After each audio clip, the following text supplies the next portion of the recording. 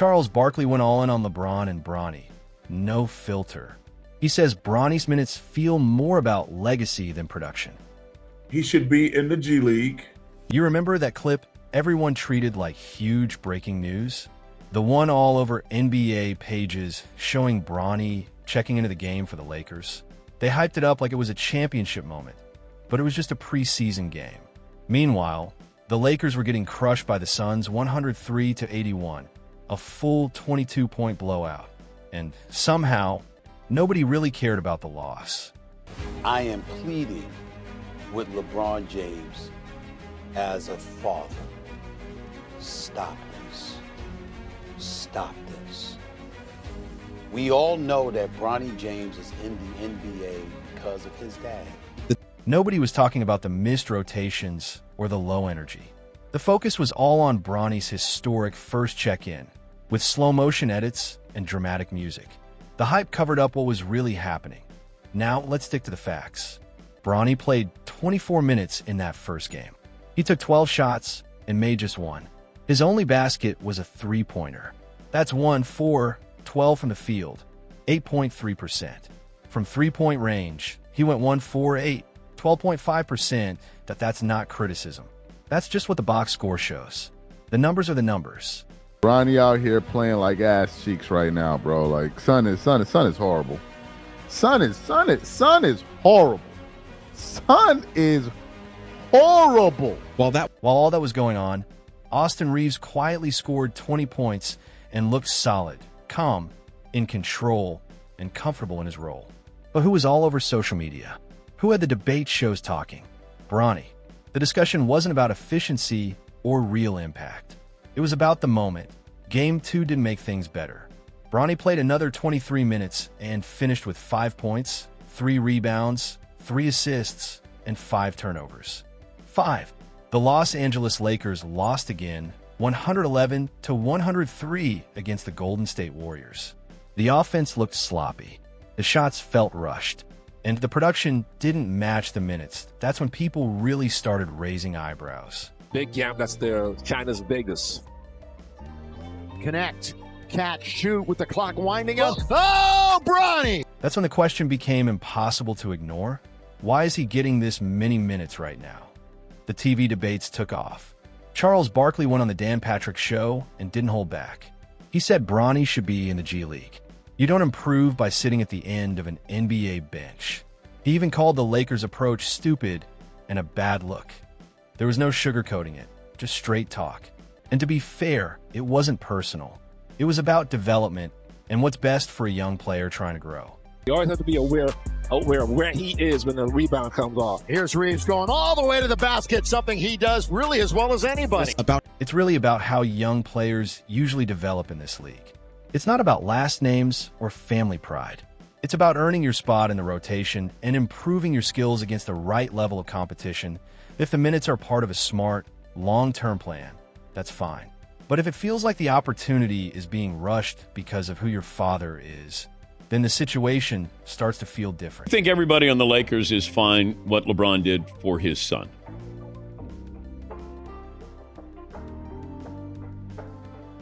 That's a great question. I don't think that matters. He did it. That kid, I wish him nothing but the best. He should be in the G League, getting better as a player. He should have been in the G League all year. I think it was a great story for them to go on the court together. Every NBA team depends on players understanding their roles. That's how good teams stay competitive.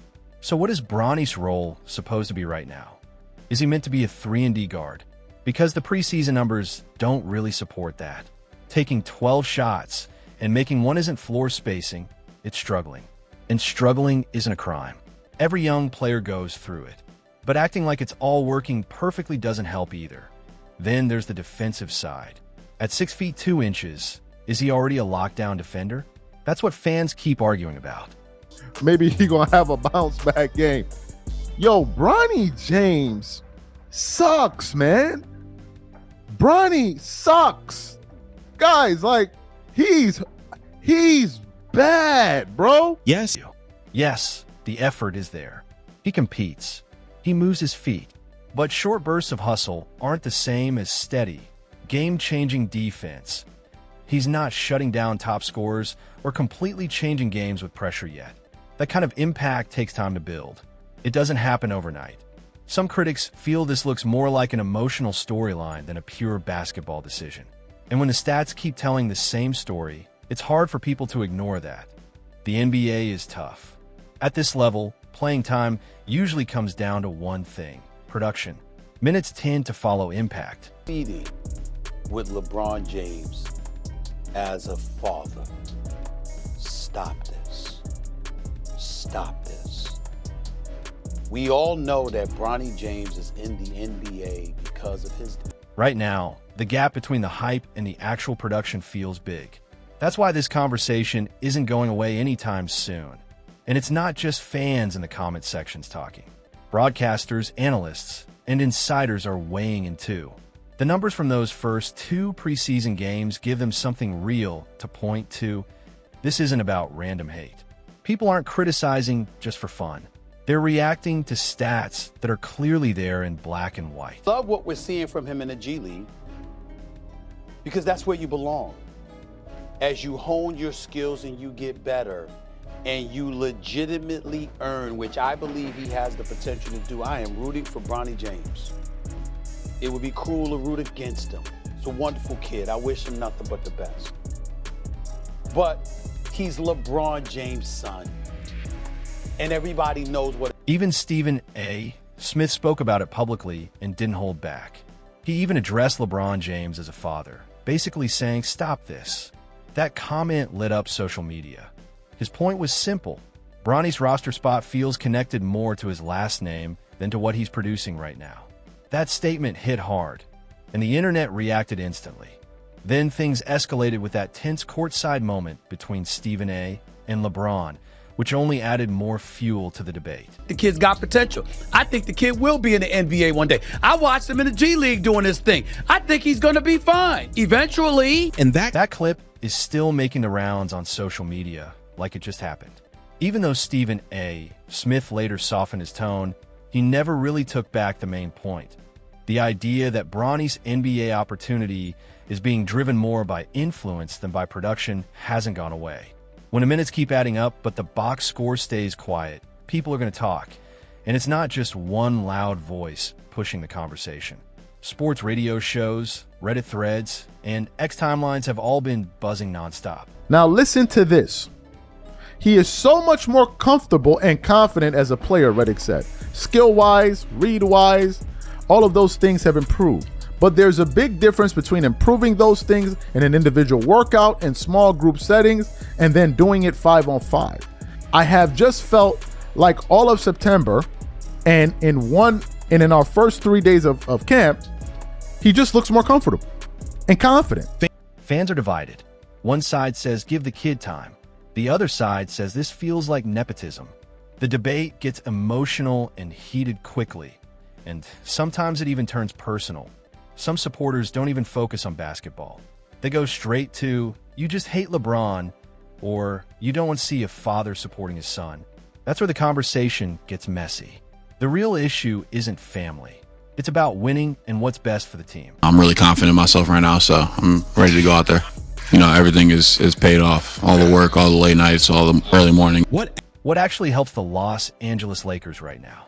The preseason losses to the Phoenix Suns and Golden State Warriors show one reality. LeBron's legendary career shows another.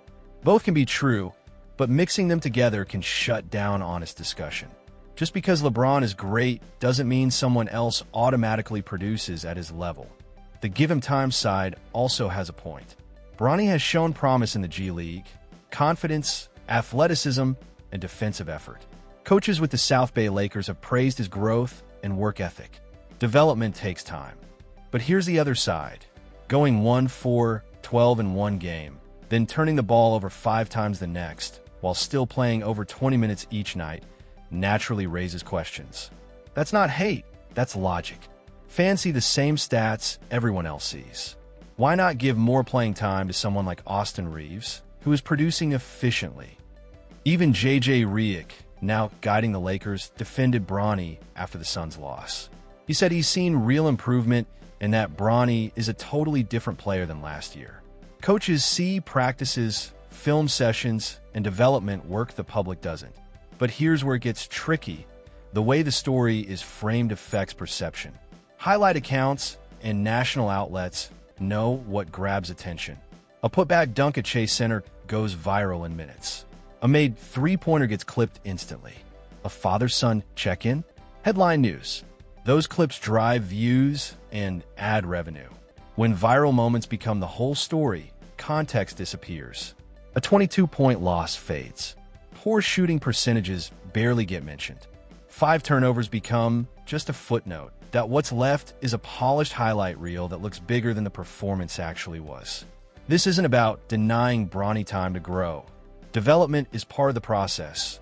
But when the conversation is driven entirely by flashy edits and emotional angles, the real basketball truth gets buried. Content pages are built to chase engagement and trends. That hype doesn't always match the stat line. The sentimental storyline gets pushed everywhere, while the raw numbers sit quietly in the corner. That gap between perception and production is exactly why this debate won't die down, that if you just want the fairy tale version, it's everywhere.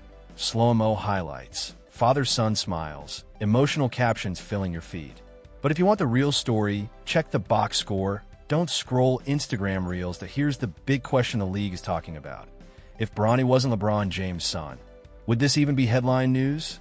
Would NBA TV treat it like a legacy chapter instead of just another rookie preseason line? Stephen A. Smith said it bluntly earlier this year. Bronny is in the NBA because of his dad. Fans noticed immediately. Not because it's dramatic, but because it makes sense. Famous father, high-profile signing, that if you think it's time for the Lakers to chase wins instead of storylines. Hit that like button, drop your take in the comments, and don't forget to subscribe. I'll catch you on the next one.